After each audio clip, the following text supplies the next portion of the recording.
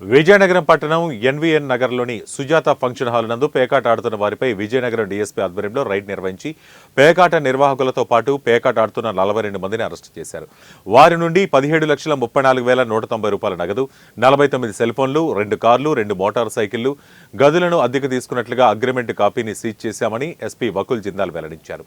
ఈ సందర్భంగా జిల్లా ఎస్పీ వకుల్ జిందాల్ మాట్లాడుతూ జిల్లాలో ఎక్కడా ఆర్గనైజ్డ్ గా పేకాట జరగకూడదని, ఎవరైనా పేకాట నిర్వహిస్తూ పట్టుబడితే వారిపై చట్ట ప్రకారం కఠిన చర్యలు తప్పవన్నారు.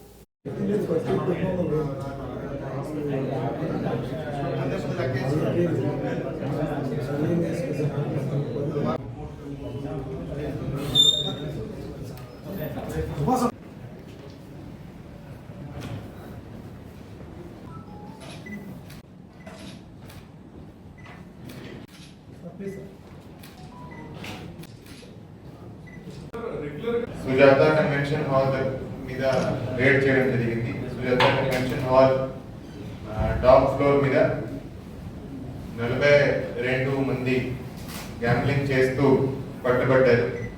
ఆ 42 మంది దగ్గర 17,34,190 రూపీస్ క్యాష్ సేజ్ చేయడం జరిగింది.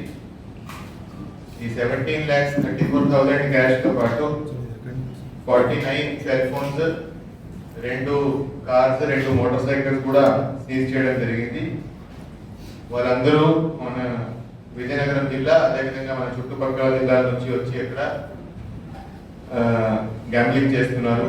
ఈ గ్యాంబ్లింగ్ ఆర్గనైజర్ కాకర్లపూడి కృష్ణమూర్తి రాజు, పూసపాటిరేగ మండలం సంబంధించే అతన్ని కూడా ఈ కేసులో అరెస్ట్ చేయడం జరిగింది. ఈ 42 మందిలో విజయనగరం జిల్లా సంబంధించి 15 మెంబర్స్, శ్రీకాకుళం నుంచి 6 మెంబర్స్, విశాఖపట్నం నుంచి 9, అనకాపల్లి 11, పర్వతీపురం ఒకడు. సో ఈ 42 మందిలో 14 మెంబర్స్ మీద 14 మంది మీద ఇంతకు ముందు కూడా గ్యాంబ్లింగ్ కేసులు ఉన్నాయి. సో